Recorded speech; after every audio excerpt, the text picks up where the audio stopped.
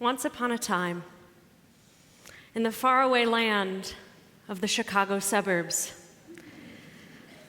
a little girl lived with her family. Every Friday night, almost every Friday night, she went to services with her parents. And many Friday nights, she had Shabbat dinner at her grandparents' house.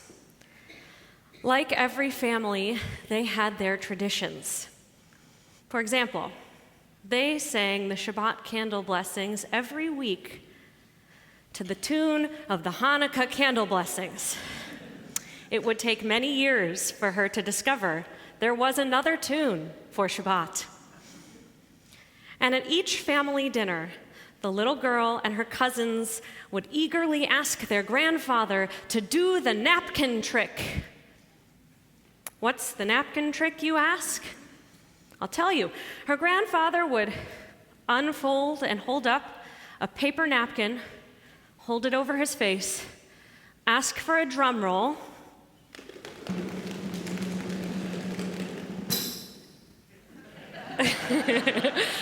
and he would stick his tongue through the napkin. That was it. It was the most miraculous thing they had ever seen, although he never did do it with a cloth napkin. One Hanukkah, the family gathered together to light the candles. And as the matches were struck, the little girl spoke up in her little girl voice. And she said, "I think it might be nice if we turned out the lights." It was only a few years ago that we unearthed the family video which memorializes that very moment.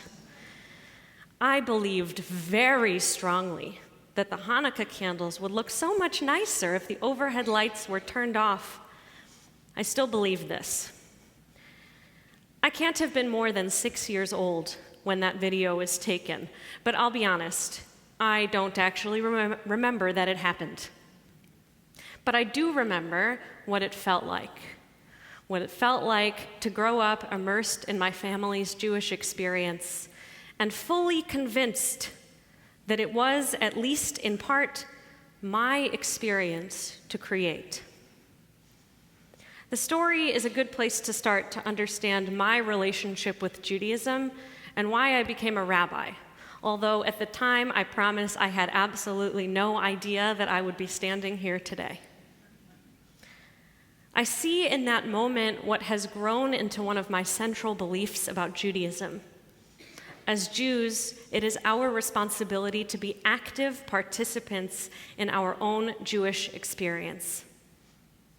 We are obligated to be agents, molding and shaping our Judaism into something uniquely ours. Who is we? The we is you and me, together as Kol Ami. And who am I, you ask? That's a fair question. Hello, I'm Libby. I'm new here. Does that sound familiar? Rabbis all over the country are giving their first Rosh Hashanah sermons to their new communities. And while many communities are listening to a new rabbi for the first time in a very long time, I know you all just did this. 1 year ago, Rabbi Fenster opened his Erev Rosh Hashanah sermon with this exact phrase. Well, he said, "Hi, I'm Jason." If I've learned anything as a rabbi, it's that good writers borrow from other writers, but great writers steal from them outright. So, if you'll forgive me, I'm going to steal one more thing that Rabbi Fenster said last year. This first High Holy Day sermon is a strange introduction, because truly knowing one another comes from building relationships more so than through a one-directional conversation that we get in a sermon. Now, I've been here for 93 days, and I really feel that those relationships are growing. But I know that for many of us, tonight is the first time we're meeting, so it's really nice to meet you. I'm looking forward to deepening our connections as the year continues. As we really begin to become a we, We have the opportunity to create our own Judaism together. Now, it might sound weird or even radical to talk about creating a religion and a tradition that has been around for thousands of years. Can we really create something that already exists?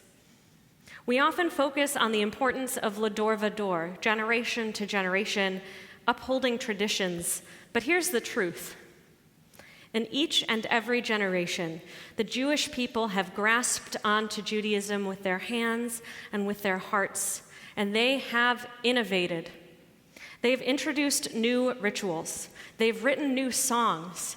They've adapted. If we want our Judaism to be truly meaningful in our lives, it is not something we can just sit back and passively receive.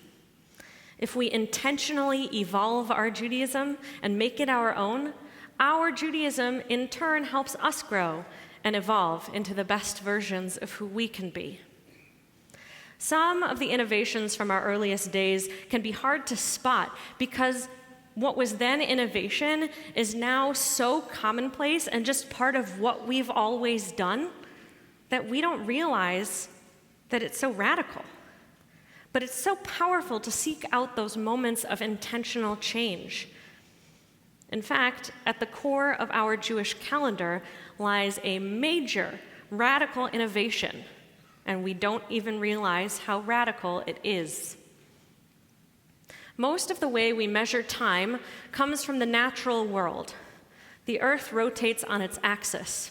This gives us a day. The moon revolves around the earth and gives us a month. Each time the earth completes its revolution around the sun, we count a year. But a week has no natural scientific explanation. This was a religious innovation, modeled after the way we learn God created the universe. For 6 days God created, and on the seventh day God rested. So we, who were created in the divine image, rest on the seventh day as well. That's Shabbat. This pinnacle of Jewish observance was a human invention, and it meets more than one human need. Not only can Shabbat connect us more deeply to God, but it also serves as a weekly reminder that we are deserving of love and rest because we too are holy. Our traditional Haftarah reading for Rosh Hashanah focuses on an amazing woman taking charge of her own Jewish experience. Hannah. She yearned for a child, but year after year she was unable to conceive. Frustrated and devastated, not knowing where else to turn, Hannah went to the temple and did something that is commonplace for us, but was not at all a part of Jewish practice at the time. She prayed. This was so out of the ordinary in a culture based on sacrifice that when a priest saw her lips moving without any sound, he went so far as to accuse her of public drunkenness. But Hannah stood up for herself, telling the priest about her story and how she was moved to personal prayer, and the priest blessed her. Hannah's fortitude and her ability to take tradition and make it her own, even in the face of judgment, should be an inspiration for us all. The idea that our ancestors created and shaped and molded our traditions is so exciting to me because that means we can do the same. In each generation, this is what we do. But innovating doesn't mean throwing away the old and beginning from scratch. One place we see this relationship between tradition and innovation is Fiddler on the Roof. In the very first scene, Tevye and his family sing about tradition and the importance of not straying outside the normative Jewish practice of their town. But what do we see Tevye doing throughout the story? He's talking directly to God, as if God is his best friend. And Tevye's pretty cheeky about it too. One of my favorites is when he says, "Dear God, did you have to send me news like that today of all days? I know, we are the chosen people, but once in a while, can't you choose someone else?" Yes, I know Tevye is a fictional character from a musical or a book, and this line is meant to make us laugh. But he is experiencing his relationship with God in a different way than we can assume most of his neighbors are doing. There is so much change in Tevye's life, most of which is completely outside of his control. He's unsure of his role in his community. He's uncomfortable with the choices his children are making. And he's subject to decisions made by leaders who he never chose and who do not have his best interests at heart. But Tevye's communication with God is all his own personal relationship with Jewish tradition. You could even say his innovation, or perhaps his own continuation of the Jewish tradition of innovation. Thankfully, we do not live in Anatevka. Though we're living through what has been the most challenging time for our people, certainly in my lifetime, we still have a voice in our world, and we still have a voice in our Judaism. We are authentic, and we own our Judaism because, well, we do. That's what it means to be inheritors of a tradition. It's ours. And because we own it, we have responsibilities. Yes, responsibilities to our past, but also to our future. It's our job to innovate, to create something new to pass down to future generations. This spirit of Jewish continuity without complacency, this understanding that to take an active role in our Jewish experience is our Jewish inheritance, is one of the reasons I'm standing here on the bima at Kol Ami.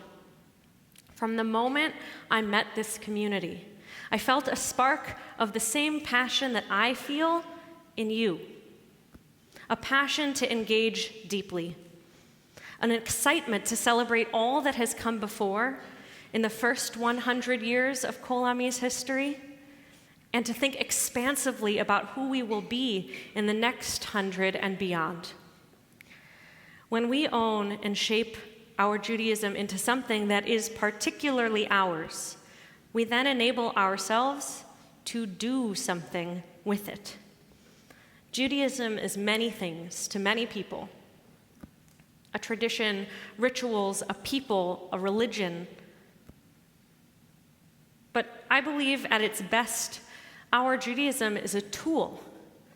It's a tool to help us make meaning in our lives, a tool to make the world a better, more just, more loving place.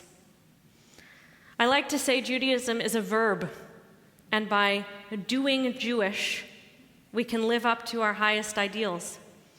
Doing Jewish means much more than the ways we practice Jewish ritual, lighting the candles, coming to shul, maybe not eating bread on Passover. Doing Jewish can be part of our everyday lives, and it's not so hard. I bet you're doing it already.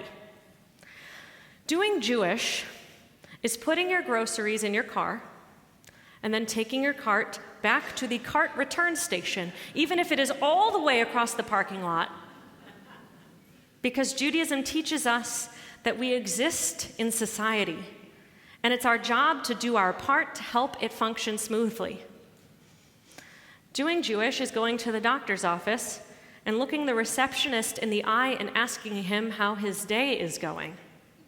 Because Judaism teaches that every person is made in the divine image, and therefore every person is worthy of being seen and known in this world. Doing Jewish is voting in both local and national elections, with our Jewish values front and center, guiding our choices in the ballot box. Because Judaism teaches that since we live in society, and since each person is made in the divine image, our Jewish voices need to be heard as crucial decisions are being made about the future of our country. Now, you could argue with me, and I hope some of you might. You could argue with me that all of those things are just what good people do and have nothing to do with Judaism. But when we live in Jewish community and we engage with our tradition, we see the world through a particular lens. Yes, we are good people, but we do those things because we do Jewish. Doing Jewish is an individual task, but you all know it's also a communal one. Just take a few steps across our parking lot to see our food pantry. This is the perfect example of doing Jewish. We know from our very earliest sources, Judaism has taught us to feed the hungry and clothe the naked. That's the tradition. We've taken that tradition and asked ourselves two questions. Question one, is that tradition still important and relevant in our world? The answer is a resounding yes. Question two, how can we live out this tradition in a meaningful and modern way? Answer, Kol Ami's food pantry, run by our dedicated volunteers, where the mission is to provide food and support to all community members in need. Each and every week, more than 60 customers come in person for food and toiletries and clothing and more. In addition, we pack more than 200 bags a week for delivery to local families, churches, and schools. And those bags are available on Friday nights for us to take and deliver to people in need. I believe they're also available in our atrium this evening. Imagine if we went through this process in more facets of our lives, asking intentional questions, looking to our Jewish tradition as a guide for how we act. The possibilities are endless for the ways our Judaism can impact us and how we then can impact the world. Just look at me. If we still lived in Anatevka, I guarantee I would not be your rabbi. The world has changed since the time of the pogroms in Russia, thank God. And as the world changes, so do we. In 1972, Rabbi Sally Priesand was the first woman formally ordained a rabbi. Though her path was not an easy one, she opened the door for not only more women to become rabbis, but also for the LGBTQ plus community and people of color and. Now more Jews can see themselves as leaders in our community, and the world is better for it. And with a world that changes so quickly, if we become practiced in this experience of Jewish innovation, we can be nimble and ready for whatever may lie ahead. Today marks the beginning of 5785. We're closing in on the end of 2024, and we're in year 101 of Kol Ami. And it's day one of our commitment to using Judaism as a verb in our lives. We won't be perfect. We never are. But we'll strive together to use our Judaism as an active tool in our toolbox of how we see and interact with the world. I feel so lucky to be joining this clergy team and this community at precisely this time. A time when we'll continue asking deep questions, being creative about how our Judaism can elevate our experiences and make a better world for all who inhabit it. Each time we do this, we bring just a little more light into the world, a world which so badly needs more light. Bit by bit, step by step, may we all continue to bring as much light into this world as possible, so that when the next little girl asks if we can turn down the overhead lights, our world will be more illumined than ever before. Shana Tova.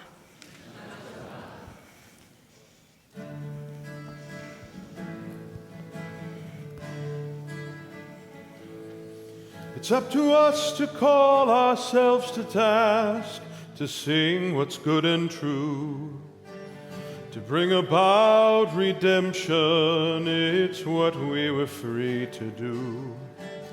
For what's the point of being here if we're not moved to change our ways? Aleinu L'shabei'ach. It's time to live our praise. We are carrying the stories of the ones who came before. What stories will be told of us when we are here no more? We commit ourselves to action. It brings meaning to our days. Aleinu L'shabei'ach. It's time to live our praise. It's up to us to own the vision. We are an answer to the call. It's up to us to live the words we speak for the benefit of all. It's up to us to bow down deeply. There's a broken world to raise. Aleinu L'shabei'ach. It's time to live our praise. Aleinu L'shabei'ach. It's time to live our praise. Aleinu L'shabei'ach. It is on us.